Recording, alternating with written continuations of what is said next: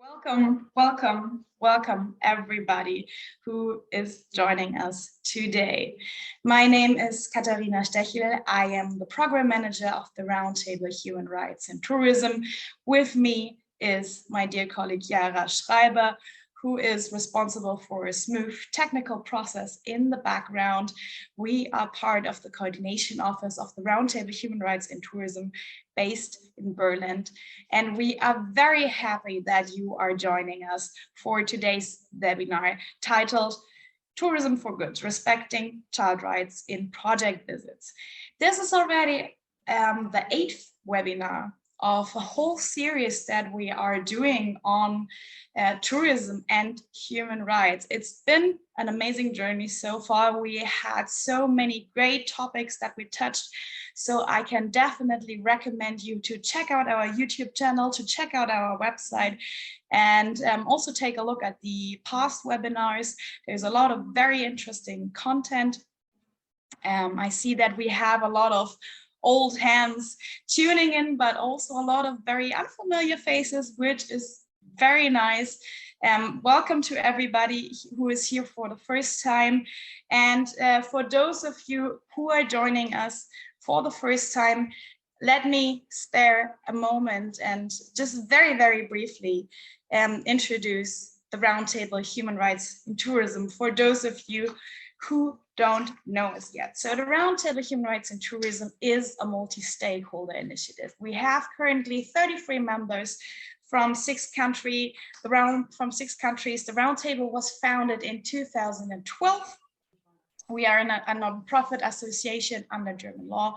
We actually founded by GIZ on behalf of BMZ. We have different interest groups that are joining us. You can see all of our members on that slide here, with tour operators, travel associations, multipliers, civil societies, certifiers. Our membership is actually open to all tourism companies, travel associations, other tourism stakeholders that are promoting sustainable tourism and human rights in tourism. And you can become a member. Just send us an email, give us a call.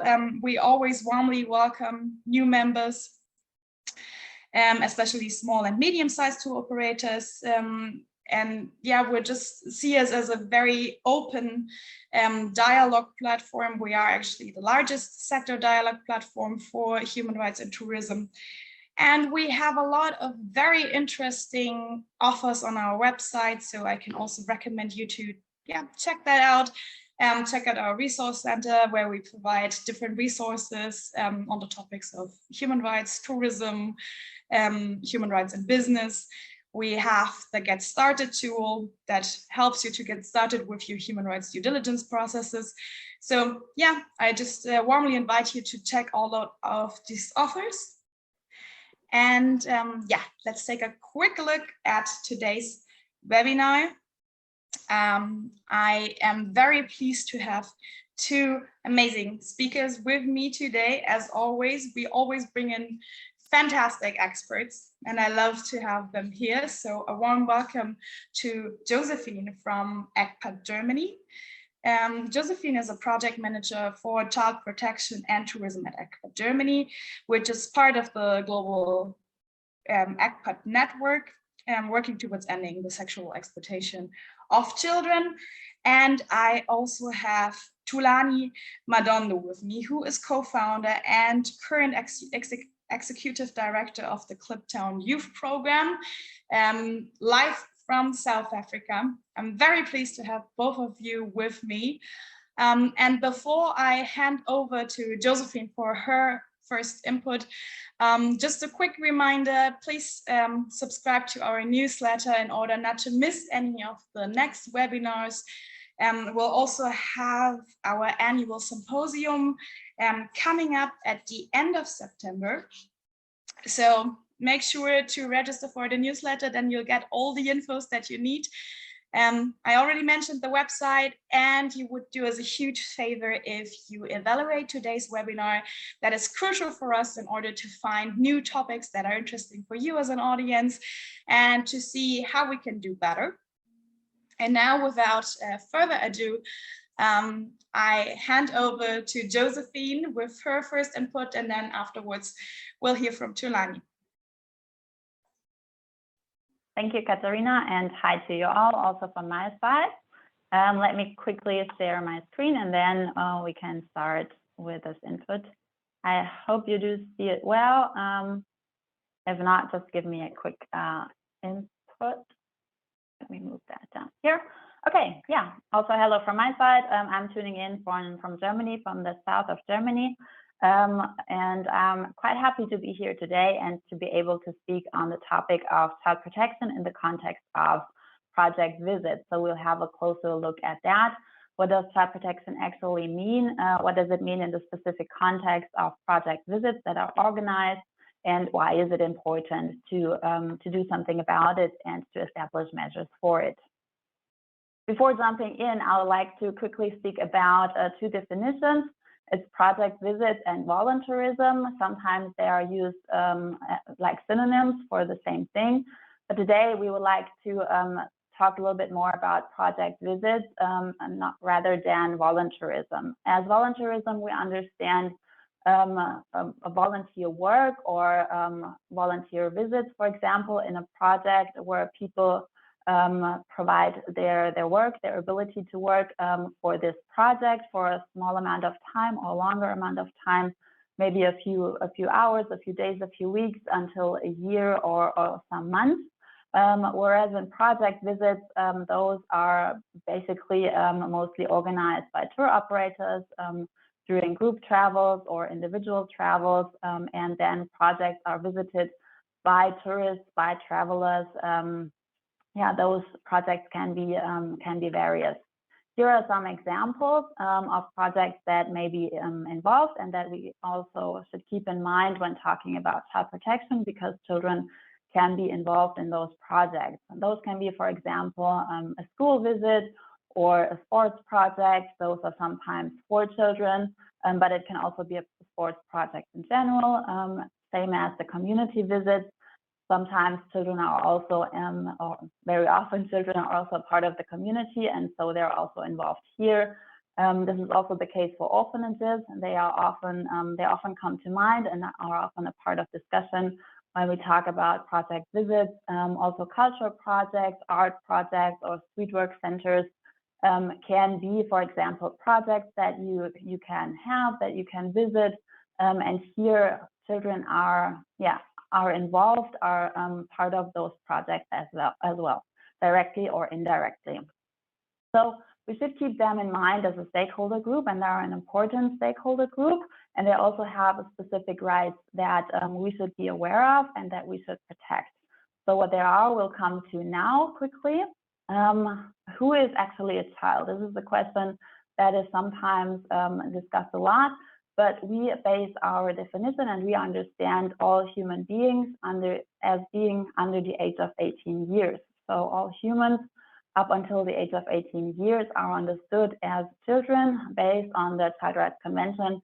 That is the most important international document that we have at the moment for defining children's rights.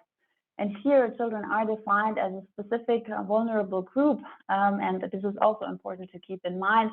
They should live free from violence and grow up without violence. And you may think, well, this is obvious. This sounds obvious to me that it should be so, but it actually really isn't. And there are some further rights to be considered that we may all not be aware of yet. Those can be seen here, for example. Those are just some exemplary rights that are also mentioned in the Child Rights Convention. Those are, for example, equality, the right to parental care, to health, to education. Obviously, this is important for children, to play, but also they have the right to be protected from economic or sexual exploitation, for example, and they do have a right to participation, for example. So what we do see here are mainly basic human rights, but there are also some specific rights for children. And as children are quite vulnerable and a vulnerable group of our society, they rely on us adults to ensure that these rights are ensured and are protected. So it is also on us to protect these rights within project visits that we offer, or within projects that are supposed to be for the purpose of children or for the community. Because often children may be at risk of violence, and what kind of risks those may be, we'll discuss now.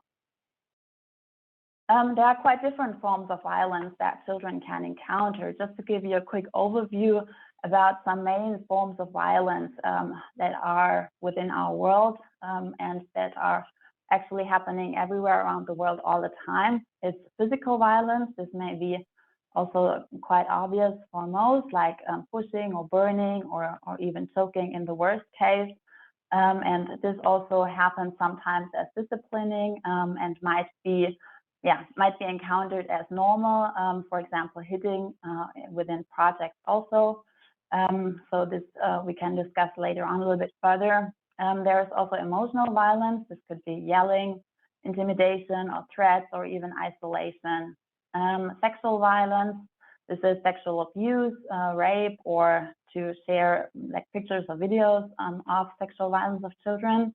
It can be neglect, to deny children of their basic needs, for example, medical care or also parental care, you could mention that. Exploitation is another form of violence. This could be child labor, sexual exploitation, or even child trafficking. And we also have structural violence, where structures do not protect the rights of children. This may result also from poverty, war, tribal conflicts, etc. So those are all forms of violence that can be kept in mind, and that may also encounter within project visits. Of course, sometimes when travelers visit a project, it's often that they are crossing boundaries, maybe like pulling children up on their lap or taking pictures inappropriately. But it can also be the case that more severe forms of violence do exist. And as I'm working for ECPAT, I would also like to mention the sexual exploitation of children a little bit further, because this is the main topic that we are working on. And this is also an important topic that needs to be discussed in tourism. But what is actually sexual exploitation of children? It's to involve children in sexual acts with a form of remuneration. This may be money, it may also be transportation, or even food, or the new technology like a cell phone. So someone is trading money, for example, in exchange for a sexual act. Children may be offered also by a third party to do so. It's not only that offenders are doing it themselves, but it's also that children are being offered for sexual exploitation. As I said, there is a form of remuneration in any kind. It also constitutes obviously physical, but also psychological violence, as we have seen before. And it's not necessarily only in a physical context. It can also happen online, as we see now with live stream sexual exploitation, for example, where someone is saying how the child should be exploited, and on the other hand of the internet or of the computer, basically this is done so by someone else. So this is actually sexual exploitation of children, and it can be encountered in different forms, so to say. So this can be seen here on this diagram. So when we speak about sexual exploitation of children, it's not always obvious what we mean about that. It can be the sexual exploitation in prostitution, for example, in brothels or in bars. It can also be child trafficking for the purpose of sexual exploitation. For example, specifically in tourism or to orphanages, children are being trafficked there to be exploited in some form, not always for sexual exploitation, but this may also be the case. So this is then quite interlinked.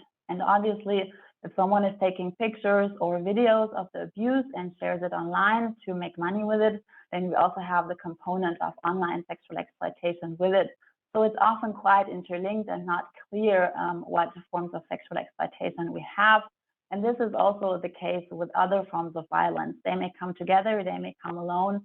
It's quite difficult to distinguish it from each other.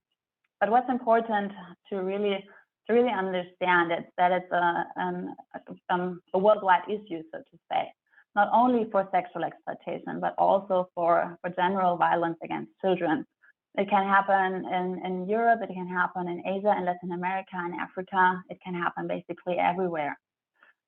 To have a few examples here, I brought an example with me from Peru, where teachers and other adults in the community actually exploited indigenous children within a project, and other teachers had also sexually exploited pupils, so their students, and had given them money to silence them.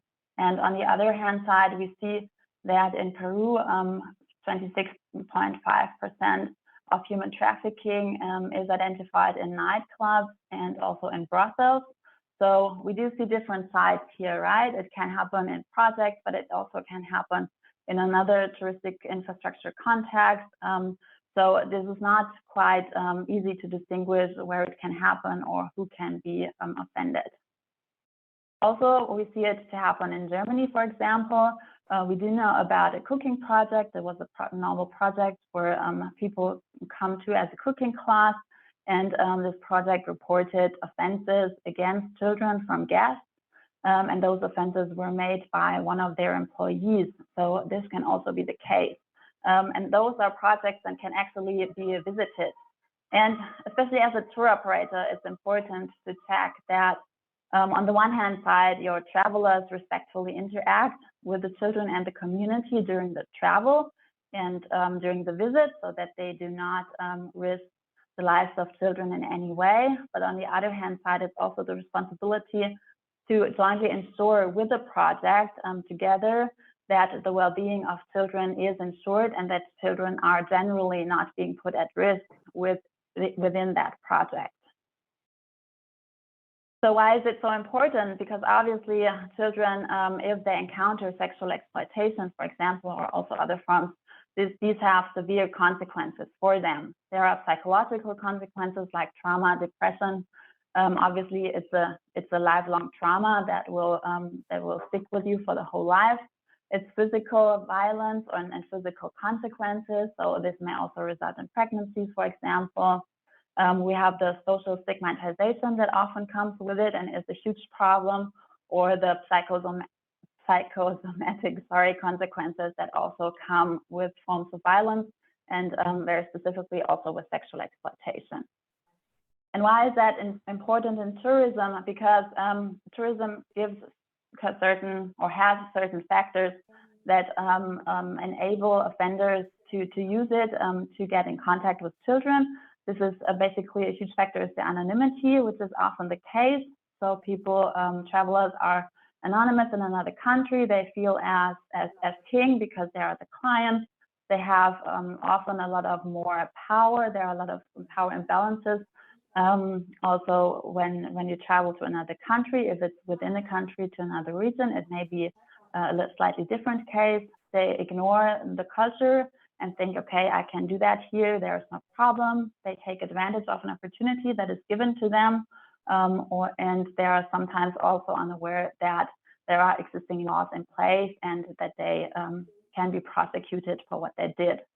So this is basically like the background that you should keep in mind. And why is it now important to do something about it? Because you as a tour operator, for example, or together with a project, want to ensure that also children as a stakeholder group are safe and that there is no violence happening in any case. So how can you do that? And it's basically by establishing a child protection policy or some measures that come also within a policy, because those are key. You can do this as a project and as a tour operator, and also ideally together. So you have to commit actually actively to child protection, to establish that, to talk about it. Then you can analyze your risks and potentials. Probably you also have some protection measures already established that you did not know of yet. And then it's important to establish measures, right? Because they are the center of protection in any form and for anyone. And basically a case management system is also part of those prevention measures. So in case anything happens, you do know what to do, and everyone is aware and knows the next steps and what should be done. And then it's obviously good to state your responsibility for child protection, to communicate that to the outside world. And for your internal work, monitoring and evaluation is always an important part of it. This may sound like huge, but not necessary to do all at once. You can take it step by step. And I'm going to walk you through some risks and some questions that may be asked and some prevention measures that you could think of and are considered as quite important. So if we look at some examples that you should ask to kind of understand the risks that may be involved around project visits within your company or your organization. Firstly, ask yourself, do you offer visits to projects for children? So are there any specific projects that you offer that are really for children, like a school, for example, or a kindergarten project, or a street work project where children spend their day, something like that. Then what kind of project is it? As I said before, define, is it a community project? Are children directly involved or are they indirectly involved? Maybe because they live within a community or within a family, if you offer maybe also a cooking class or anything. Do children really live there, or do they only spend their day there? How long do they stay there? So this is important also for arranging the project visit afterwards. How often do you visit those projects, and how long do tourists actually stay there? Is it only 1 hour? Is it 2 hours? This is also important to define the range of the stay. And what does the interaction actually look like between children and tourists? Do children maybe have to perform anything? Will they be there when the tourists arrive? Do they have any part in the project visit? This is also quite important to consider. And is someone actually supervising the visit, right? So is maybe a tour guide there the whole time? Are travelers allowed to walk around freely? So these are some quite important issues or risks that may evolve around that. And do you inform travelers and tourists beforehand about do's and don'ts during the project visit? So how they should interact with the local community, how they should take pictures, how they should, just in general interact and respect also the community or the project that they're visiting and the human beings that are there. And obviously there are some furthermore, but we cannot go into that a little bit deeper.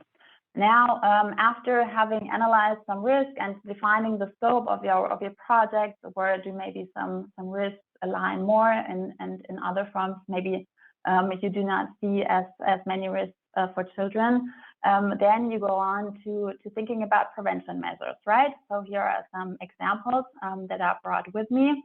Do you think about organizing your project visits in a way that tourists get into contact with children as little as possible? Maybe it's possible if it's a daycare center, for example, that in the afternoon or the evening, the children they went home, they are not in the project anymore. So this might be an ideal time to show travelers around, to give them a tour, to explain the project for them. This would be also a possible way to arrange a project visit. Say no to orphanage tourism, because as mentioned before, orphanages have been known in studies and studies have shown that a lot of children are being trafficked to orphanages to be exploited, not only sexually, but also economically. So this is really a difficult issue also because children live in orphanages and they have encountered trauma before, so they should not be put at further risk. Inform your travelers about your child protection measures, why you were doing this and why you were organizing the project visits as you do. If you do not let interaction between travelers and children, then explain them why this is the case. And do try to formulate it positively so that travelers can understand well. And also the do's and don'ts. Communicate respectful interaction and to not take pictures of minors. And if you take pictures of adults, ask them for permission. Do not take children to sit on your lap violently or in any form. Try to respectfully interact with them. Also, it's necessary to train all staff that is related to the project visit, so that they know about your child protection measures, why that is important, and why the company and the project is doing this. And it's quite necessary to cooperate. If you as a tour operator want to do this alone, I think you can, but it's better if you do it together with the project, because essentially the project is important to ensure really the safety of children within this project. And this is also the case when you establish a reporting and case management system.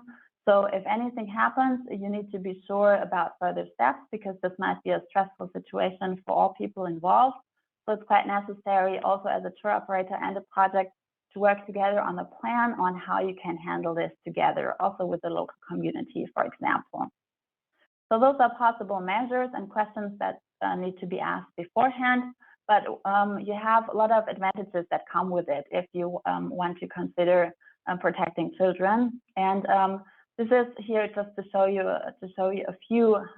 You then transparently communicate child protection and the protection of human rights, basically. And this is never a bad thing. If you communicate transparency also within the project, then it's more likely that people will come to you and share some concerns with you. You do protect children, and you do deterrent perpetrators, for example, if anything happens. And also assault and misconduct within or for employees, for example. It's not only the protection of children that comes with it, but also the protection of employees, for example. And here I listed some more. And basically, what it comes down to, it's necessary, or what we all want is to make project visits safe for children, because it's quite important, as they are the next generation for us, that we should protect them, and that we should protect them in all forms and all kinds throughout the world, everywhere. So yeah, I do hope you took some important points with you, and thank you at the moment. Thank you so much, Josephine. I know that this is a rough topic, but we actually need to address this as drastically as Josephine did. I know it's hard to hear all of these different forms of violence against children, but we really think it is necessary for you to have a comprehensive picture.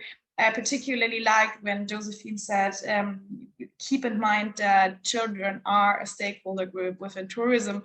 I think that is something that is very important to keep in mind, because often when we think about stakeholders, we think about managers of a hotel or tour operators, and we don't actually see children as the stakeholder group that they are. Looking at the time, and as we don't have any questions at the moment in the chat, I would like to hand over to Thulani and thank Josephine very much for the moment. We have a little time left at the end. If you have any questions within between, then don't hesitate to use the chat. We'll try to include that after Thulani's presentation. And I am very, very glad that we have Thulani with us, because for us it is always particularly important to involve voices from the ground and people who actually experience what Josephine just told us about child protection, about how to handle projects. So Thulani, I'm very, very thankful to have you with us today, and the floor is yours. All right. Good morning, everyone, and thank you so much for the opportunity. I'm tuning in from South Africa, in Soweto, to be more specific. So my name is Thulani Madondo, and I was born and raised here in Kliptown. So I thought that what will really help, firstly, thanks to Josephine, all that she has shared are things that are very important for us to know and understand. So I am based in the community of Kliptown in Soweto, which is the one that you see on your picture. And for us, respecting child's rights in project visits is one of the most important things, because as an organization that is on the ground, some of our basic resources come through tourism. And as they do come through tourism, it is always important, again, that that's all done in a way that human dignity is also being respected. For us as the Kliptown Youth Program and the community of Soweto in general, one of the best things that we find important is for tour operators and tour guides to really partner and understand what are the challenges of the people on the ground. And when you visit a project, what are kind of the things that you can do and cannot do. Luckily here in South Africa, we do have the Protection of Personal Information Act, which also allows us to make sure that each and every child that we interact with is protected. But that also talks to a number of things, including ensuring that all the staff of our organization sign the child protection policy, so that all the children that are within our project, they feel protected. And some of the things that we definitely do is to make sure that before people could visit our center, the tour operator is informed about the environment in general. The staff is aware. And as Josephine said, we make sure that the tourists that visit our project, they are always with someone from the community, especially from our staff, who will be able to guide the visitors about the do's and don'ts. Because one thing that we have normally realized that people can, they can cross the line without being aware that they are doing so. And for us as grassroots organizations or projects, it is also very important for us to educate people about the culture within our communities. So one of the things that we pick up in most of the times is that people just get overwhelmed by the environment they are seeing, because if it's someone from Europe who have never seen a shanty town like ours, one of the things, once you get out of your bus, you get shocked by the environment itself. But then that's then you need orientation from someone coming from the community, because we can also not deny that most of the grassroots organizations that are fortunate to host tourists, that's where their support will come from. But as that happens, it is also important that the community itself is not compromised, because sometimes, as we spoke about taking pictures through Josephine, we make sure that each and every picture that's gonna be used publicly, the tour operators or tourists do check in with us as an organization if it's appropriate to use that picture or not. But the other thing that we also need to know and understand is that people that normally come to projects like these are people who are willing to learn about the survival of the people on the ground. So with us as the Kliptown Youth Program, we definitely make sure that the tour operators and tour guides are people that understand how we work, in a way that we do invite people without even tourists, just operators, to come and see what kind of environment we are operating in and what are the do's and don'ts. And the other thing that we make sure that we do is that if you arrive at our center, we keep a guest list where we know that how many tourists that have came to our project and how much time they've spent. So in most of the times, we have realized that tourists enjoy to interact with the people directly. We also created that opportunity to avoid the situation where tourists only get to interact with the monuments and the museums, but to also learn about the environment, but the culture of the people, because we do believe that if people learn a lot when they hear stories from the people on the ground, rather than their stories being told by somebody else. So that for us has been so helpful in ensuring that we educate each and every people that come into our organization and get to learn something. But one of the things that we know needs to happen at all times is not just respecting children's rights, but respecting basic human rights. You know, and if you are not really sure what to do, one thing that we always advise people to do is to ask. And we shouldn't assume that maybe poor communities or projects we visit, people don't know what they're doing.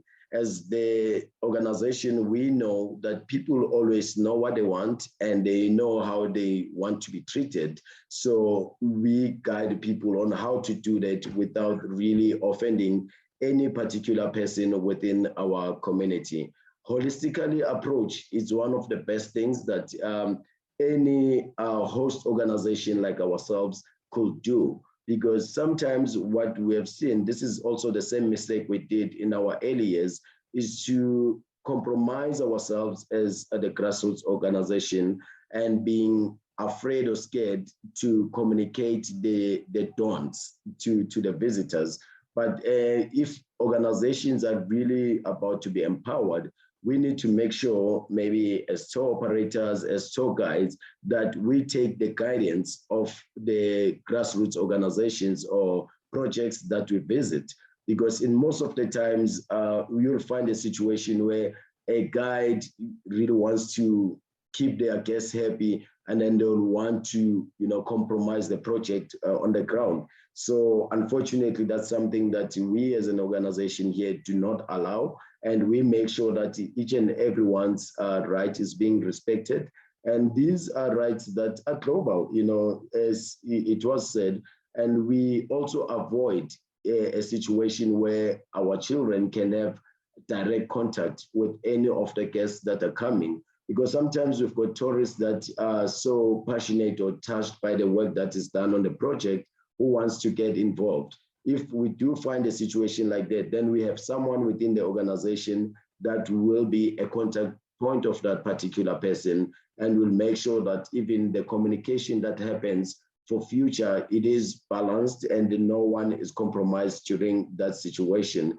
And most of the things that we do here is to ensure that this giving opportunity, it's also not used as an exploitation, because people who are vulnerable, they sometimes get to fall for anything that is presented to them. So as our own training within our community is basically about educating the people about the importance of human dignity, because sometimes the stereotypes that exist is that everyone from Europe or US, it's rich. So once people see tourists, they see money, they start asking for money. Then we find ways how to facilitate that without really stopping people from benefiting through the tours that come into the community, but to facilitate that giving in a way that it won't compromise any of the people that get to visit our projects. So with that said, we do know very well that human rights, they need to be protected at all times,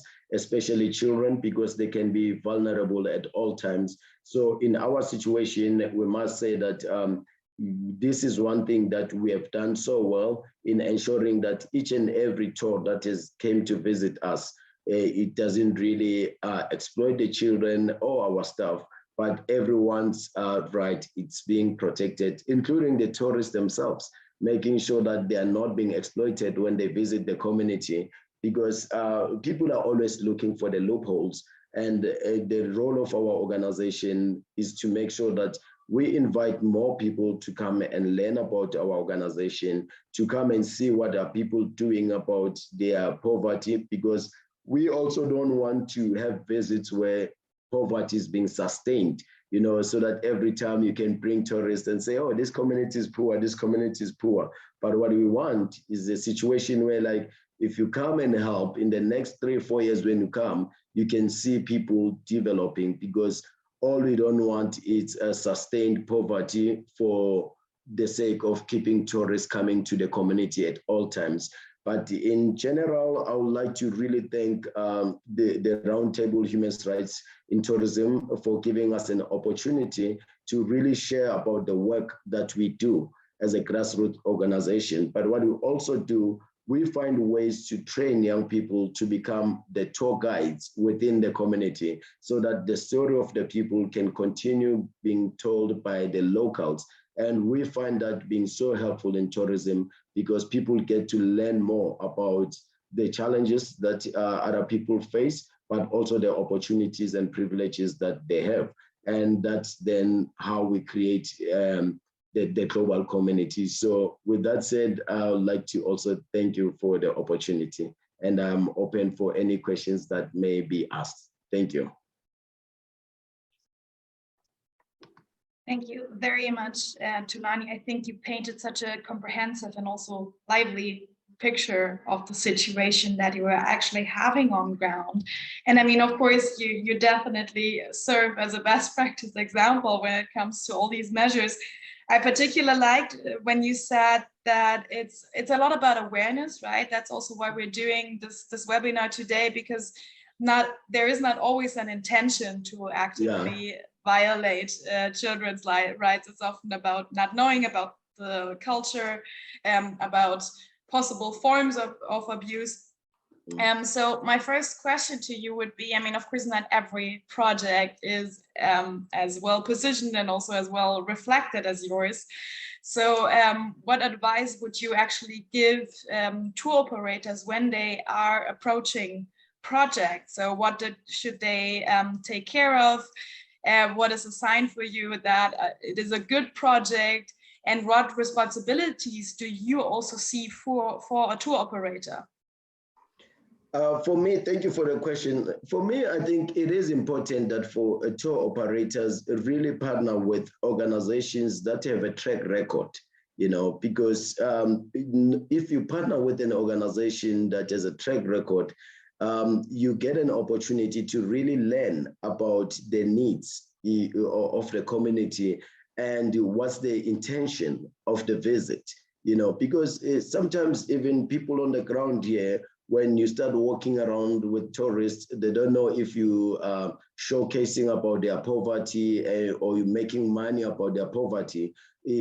But once they know and understand the purpose of the visits, then it becomes easier. And then we work hand in hand with the tour operators, because the tour operators and tour guides are the most important people to interact with. And when they interact, it should happen in a shared leadership where like the host organizations don't feel as beggars, you know, because as you provide this service, as people come into your space, you are also sharing a lot about what's happening within your own environment, and people need to leave your center or your community, have learned what life looks like within your community. But to be exact on the question, it's more about tour operators remaining in touch with the project leaders that they visit, and also knowing the do's and don'ts. And those do's and don'ts mostly needs to come from the projects themselves, because they know how people feel like when they're being treated in one way or the other. Once you do that, I think for me, that's a recipe for success, where like tour operators continuously engage with the project leaders. Yeah, I think that was a very comprehensive and also very bite-sized answer. I think that also shows that you don't need huge financial resources or a lot of people power in order to be able to find a policy and a strategy to tackle these issues and to get started.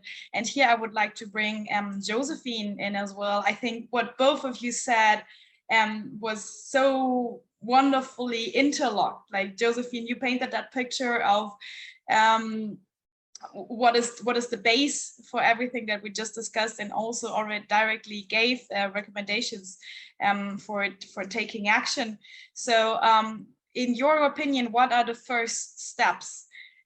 Because it is, of course, something that can be seen as a deterrent. So you already mentioned a few possible measures, but are there any specific guidelines that we should take, that tour operators should take into consideration? Is there any better or worse way to get in contact with certain projects?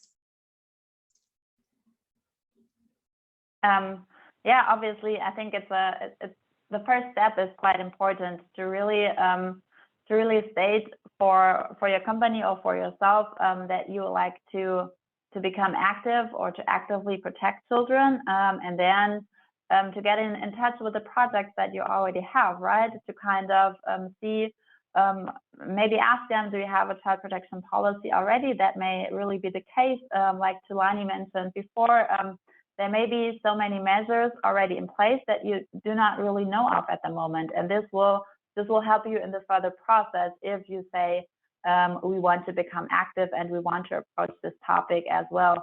And then on the other hand, I think many companies that are already active in protecting human rights in general do have those management processes that are already mentioned for the child protection policy, right? This is a quite formal structure, but you may already have most of that in place for human rights. So it just comes to including children within your risk assessment, for example, to think a little bit broader outside the context, to get in touch with your stakeholders within the destinations, to see, okay, what do we need? What kind of further measures do we need? Is it a training, or is it a case management system that needs to be defined more clearly? Yeah, this is the case. And obviously, for first steps, the Get Started tool from the Roundtable does help a lot to kind of see where are my risks. So this might be the first step, but there are also other assessments that you can do. For example, the code for the protection of children, specifically for sexual exploitation. There's a quite interactive online tool that you can use as a very first base to kind of get a very broad overview. And then you can use other tools, for example, to get a little bit more in depth. So I can post that in the chat in a minute, so you'll have it. I think there are different angles to approach this.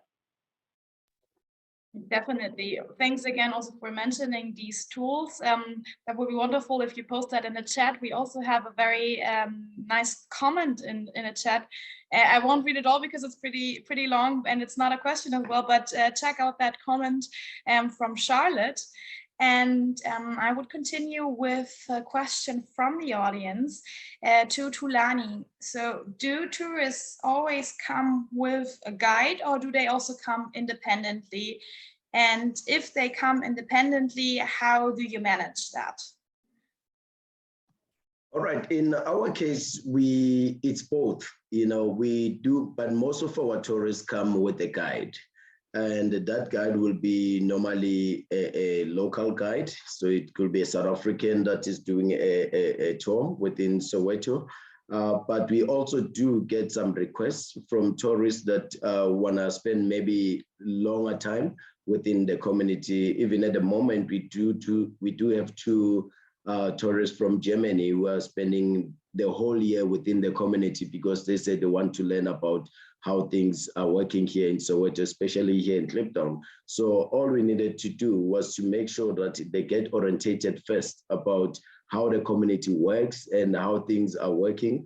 And then they've got someone within the organization that specifically leads them on a daily basis, to ensure that everything that they do does not offend the community. As they continue to learn, they also create opportunities because they teach the German language within the community, and having about 15 people in the community already fluent in German. This is also one benefit, for the community at large, and it helps people to rise out of poverty. But we wouldn't really advise anyone to come to the community on their own without really getting in touch first with the community, because you can be easily identified. It's a Black community, and you can be easily identified and could be a target, to the thugs. If, let's say, you're not sure where you're going, what are your routes. So we always advise people that if you really want to come to the community to learn more, because normally tours will spend like an hour or two within Soweto, but if you want to spend a day or a week there, then let's engage, let's tell you about the things that are possible and things that might be impossible to do. Yeah, the whole topic of what we then call volunteerism is, of course, a little bit different than a daily project visit, but I know that ECPAT also has a policy paper on volunteerism. So Josephine, maybe you could just shed a little light on that and tell us a little bit about that publication from ECPAT. Yeah, I think what you're mentioning is a volunteerism policy of the code. And this is basically the code, for those of you that might not know it, is an initiative from ECPAT, actually, that is the Child Protection Code in Travel and Tourism, specifically for sexual exploitation of children, but those measures you can take also to broader protect children for other rights they do have. And what the code did was we said, okay, we do acknowledge that, for example, orphanage tourism is quite a highly discussed topic, and there are a lot of vulnerabilities that arise around orphanage tourism. So we do not want member companies that sign the code of conduct and that become members to offer visits to orphanages. So this is one part. And on the other hand side, it states that companies that offer volunteerism products, for longer amount of time for people to work there and arrange those volunteerism products, that they should have specific child protection criteria, because in the end, a lot of projects that are visited by volunteers are involving children directly. So they are for children, and they should be for the whole benefit of children. So those are some further steps that the code proposes for companies to take to ensure that this is the case. And this basically actually is a lot of it is covered in the measures that I already talked about today through child protection policies, because this is basically what we all want, right? To have child protection policies in place, to be aware of it, to do this together. And yeah, there are different angles to approach it, but in the end, it all comes back to those child protection policies and essentially the measures, because you can write whatever you want, but if you do not act upon it and if you do not implement it in the correct way, then it wouldn't make sense. So this is basically, it comes to the measures that you're taking, and this is proposed in the volunteerism policy. I'm also going to post it in the chat in a minute. Wonderful, thank you, Josephine. That brings me to another question from the audience. Thulani, I mean, of course, it is very easy to talk about everything that goes well, but whenever you have interaction between different people, you might also encounter negative experience. So I was wondering if you could, or that was the question from the audience, if you could share also a negative experience. Of course, please don't mention any names or organizations, but do you see, for example, a difference in what is here like more in volunteerism or more in like what is a daily visit or just a few hour visit? Is there with one of the two forms a higher chance of negative experiences? Yes, we do see some negative experiences at times. The first one is that, as Josephine just mentioned about volunteering tourism, what we have seen is that people who may want to volunteer, but wanting to do exactly what they want to do, they don't check on what the organizations want. Because for us, we do believe that if you really want to volunteer, you need to know exactly what you're going to be offering to the project, and the project needs to be in agreement with what you are bringing. Because what we've picked up in the past is that volunteers who don't know what to do, they end up being projects for us as projects on the ground, because now you need to consistently looking for things that they could do. And then at the same time, again, we'll have maybe tourists that will want to go and visit a house or get into someone's home within the community, and that's getting too personal. And if, let's say, you're not offering that, or you tell them that this might not be good for the community at large, then people start getting like angry and then start yelling, and they want to leave the community at the same time. And if it happens in a group, then you end up not knowing what to do as a host project, because some people still want to see the community, but there are these 2 or 3 people who've got their own interest. That makes it difficult. So with us as an organization, in a case where we come across a difficult tourist, or the environment is not convenient enough for us, we definitely do engage with the tour guide on the day to let them that here's a challenge you are experiencing. Is there any way that you can assist? You know, if all possible, maybe let's just end the tour in a nice way, so that we don't satisfy one a tourist in compromising the community members, because in that case, it's gonna be difficult for us even moving forward. You know, so in in big groups, that's where we normally will experience a big challenge, where like other people want to see this, others want to see that, and we've got limited guides where like you can't really split the group, and those that feel not accommodated, they'll start being difficult as tourists. Then we work with our team to ensure that they know how to handle such situations, but it is always not an easy thing to do when you've got someone who insists that they want to do something that is inappropriate for the community.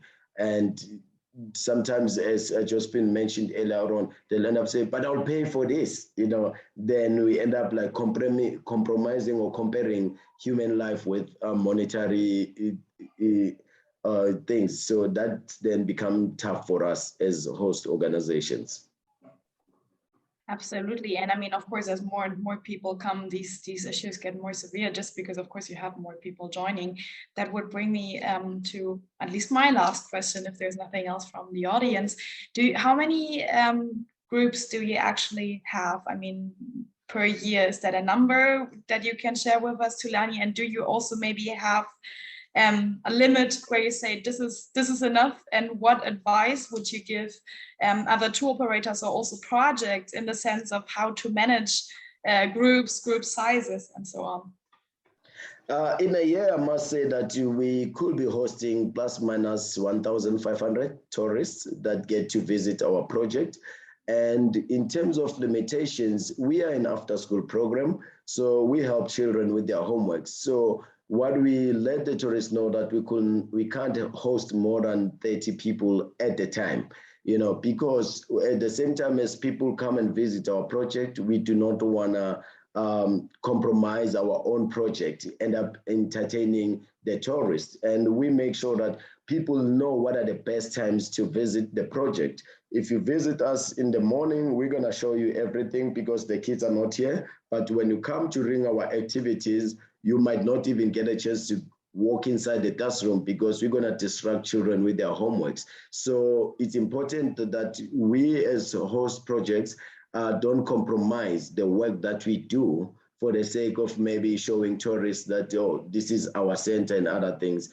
And that's the best that you can do, which can be also difficult at times when you know that sometimes your funding come through these visits, you know, but it's really about standing for what is right, you know, for the children, for the community project. And once you do so, for us, we find that many tour operators and tour guides get to respect us because they see that we know what we're doing and we see the value and impact of what we are doing. We wouldn't compromise our work just because there are people that needs to visit our project. But yeah, it's something, as I said, a collaboration, working hand in hand. If the visit is being communicated in advance, that people who wish to see our sessions in progress and other things, then we always arrange that according to the appropriate timing.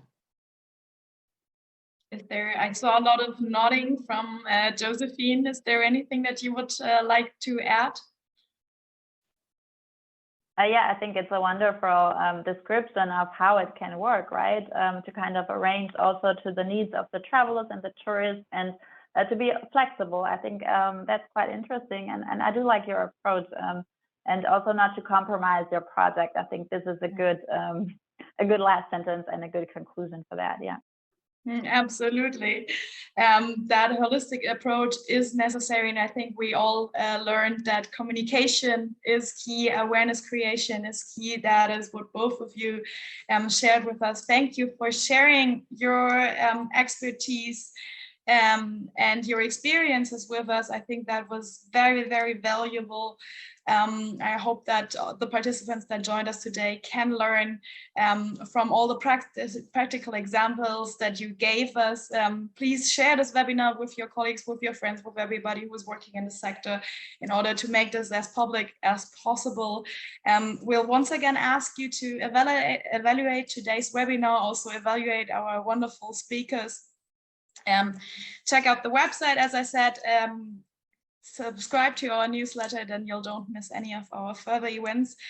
And yeah, there's nothing left for me than just give a sincere thank you. I know it takes a lot of time to prepare presentations like these. And I know that you invest a lot of time, and I highly appreciate the work that you're doing and the time that you spared. And yeah, just a sincere thanks from the Roundtable. A huge shout out to the audience. Thank you for being here, and hope to see you soon for our next webinars.